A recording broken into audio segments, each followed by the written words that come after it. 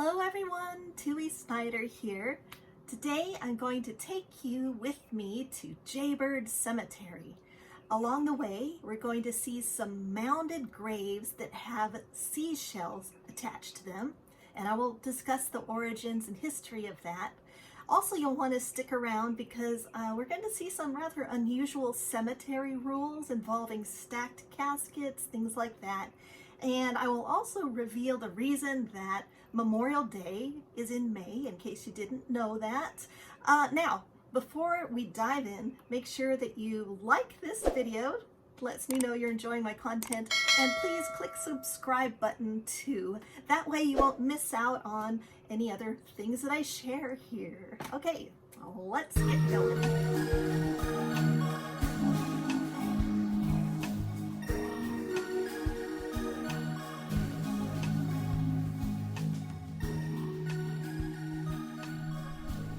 Welcome to Jaybird Cemetery. This is up kind of near Reno and Springtown, Texas, if you're not familiar with that. It's a little bit northwest of Fort Worth. I like this one. There's barbed wire, picture of Texas, BFD, probably their family initials. Got the cowboy hat and boots. Got a few benches here. I can talk about why you always see benches in cemeteries another time. Right now I just kind of want to see what I can see. We've got a few nice wildflowers growing through here. I want to watch my step. I don't know what these are, but they're very pretty yellow flowers, flirty-fleur. Of course, we've got some newer stuff in here, but this is an older cemetery. I know that much. Looks like we've got a cedar tree. And I've mentioned that before in other videos. I'm not sure if I've posted those yet though. So cedars have a long tradition in cemeteries, and I will talk more about those another time. But right now, I really want to, like I said, get over here and just see if I can find some of the historic ones, and also not step on any snakes or into any fire ant mounds. I have gotten a lot of fire ant bites while exploring historic cemeteries. It's totally worth it, but I try to avoid them. Does not feel good. Comes with the territory. What do we have over here? Some nice the Williams family. So it looks like the Williams were one of the early families around here. Okay, let's have very nice monuments. Some beautiful pink flowers. As you can see, this is right along the main drag here. This was a spur of the moment outing. Ouch! I think the ant biting me. Sorry. This was a little spur of the moment. We were going to go see the grave of Peter Mayhew. That's the man who played Chewbacca in the original Star Wars series. And he's buried not too far from here. But I don't know what that flower is. I just thought it was so pretty. But he's buried in Azalan Memorial Park, and there was a service going on. And that's what I don't like about modern cemeteries, is that occasionally there are services going on, and I really do not want to interrupt anybody who's there mourning a loved one. I don't want to bother anybody. When you get to an older cemetery where people, the most recent burial was like in 1910 or something, I feel like, hey, I'm not going to be running into people who are grieving. Let's just get over here. I want to get a picture of the main drag. Oh, look at that. That's kind of neat. They have a mounded grave. Well, here we have a grave for Joy Pierce. Somebody made this for her. I always find those very touching when someone really couldn't afford something grand, but someone loved them enough to make something for them. Now we're getting to some of the older graves. And here we have one coming up that is mounded and covered with seashells. And this is a practice that I've been researching for quite a while. It really puzzled me. We are not near the ocean here, so it's not like it's easy to get these clam shells that they have on here. And yet this is not an entirely uncommon practice in these country burial grounds. And from what I have been able to tell from different books and historians I've spoken with and so forth, is that this practice came to America in the South. It was brought here from slaves that were brought from the Congo, and their belief system had it, you could go there today and they still have burials that are mounded like this and covered in seashells. And in their belief system, the afterworld is white. It's a bright white. And so this bright white kind of helps you blend into the afterlife.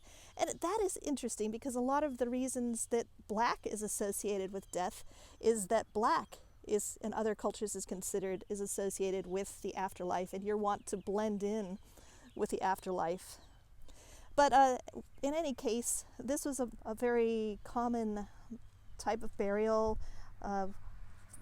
with the African Americans who were forced to live in America due to slavery. And everybody brings their belief system with them. But there is a practical aspect to it as well. When you mound a grave and you make it hard like this, it's not going to collapse under someone's feet, and it's going to keep it, the grave together. I mean, look how well preserved this is. This is from 1934, so it's not as old as some shell graves that I have seen. But yeah, I always find that practice really fascinating. And the whole association of, there's so much more to seashells and graves. People often leave a seashell at a grave site. That's a type of grave good. And if you haven't checked out my book about grave goods that goes into detail about the practice, the belief systems, and the origin and practice of leaving items at graves like coins and seashells, then I invite you to check it out. I'll probably put a link somewhere to make it easy for you. But yeah, seashells at grave sites, it even predates the Egyptians. It goes way back. It is one of the most primordial things to be done at a grave site. So I find it very fascinating, and I'm not satisfied with what I know about it. It's one of those things I just keep learning more about. Now, to Christians, the clamshell or seashell can represent the soft inner part can represent the mortal being, and the hard outer shell stands for eternal life. Here we go. Here's another one. There's a few of them throughout here. Let me see when this one was. This one's 1929. So it's not as early as some of the ones I've seen. And let's see what else they have here. They have their little shelter over there, their tabernacle, where people who are when people are having a ceremony here, they can gather there. Got a kind of a large cross. It looks like it lights up at night, which is pretty cool. Well, this was a nice surprise. I really, like I said, didn't know anything about Jaybird, except I like the name Jaybird. And I see a historic sign over here, a historical sign. So let us check this out. What a cool headstone. It says, "Loved by all." In another episode, I'll have to tell you about the gates ajar and the gates to heaven that you see, the heavenly gates that you see on these, and the whole meaning behind that. But right now, I need to run over here. No, when I say run, I'm really not running. Please don't run in a cemetery. I will amble along carefully. Okay, so here, get a look at this. Jaybird, established 1854. So, before the Civil War, just to put that into perspective. Okay, and they've got a gate here. All cemetery lots, $10? No exceptions? What? I'm curious. They got a misplaced comma there on exceptions. I don't understand what this is. All cemetery lots, $10. That would be awfully cheap. $1,000? No exceptions? I really don't know. Not sure what that's all about. Here we have a beautiful rose. It looks like an older one. I wonder if it smells nice. It's always a bummer. Some new roses just have no smell, but you go to a cemetery and you can see antique plants, heritage plants. That's one reason there are garden cemeteries in America that have actually achieved arboretum status. I'm not kidding. And that's one of the reasons I like to say that cemeteries are like living libraries. We can learn so much from our cemeteries and about plants as well as the people and the people who planted them. Okay, let's see what it says about Jaybird Union Grove School, Church, and Cemetery. This well-traveled route, known locally as Jaybird Lane, dates from the early 1860s. In 1883, landowners donated 3 acres to preserve the nearby Jaybird Camp meeting grounds. Residents soon built a frame building officially serving the Union Grove school community. The Jaybird Free Will Baptist Church also met here, and a cemetery was established, with the earliest marked grave dating to 1884. The school closed in 1919, and the building was destroyed by a 1940s tornado. Oh, God, those tornadoes here in Texas, they scare me. A 1945 structure was replaced in 1974 by the Cemetery Association, hosting a meeting each first Sunday in June. So when they say hosting a meeting, that's probably when people come and they clean it up here. Those meeting days, decoration days, I always like to keep an eye out for those when I come to cemeteries, because here in Texas, they still have a lot of decoration day, meeting days, and they like to do it in May and June because a lot of things are blooming there. Like if you've ever wondered why Memorial Day is when it is, it's because back in the day, people didn't have florists to go to, so if they wanted to decorate their loved ones' graves with fresh cut flowers, they had to come from their own yards.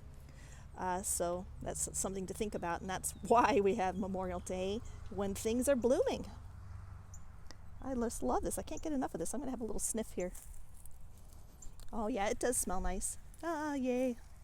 A rose that smells so wonderful.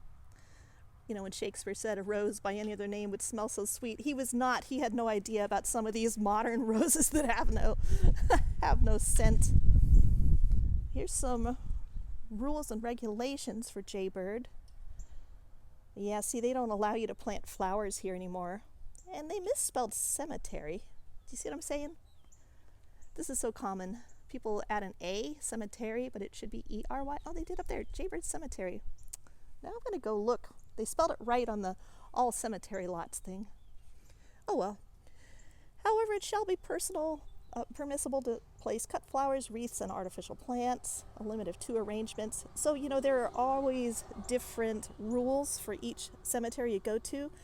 Listen to this. There will be no burials the first Sunday in June. This is the day of our annual meeting. This is fascinating, actually.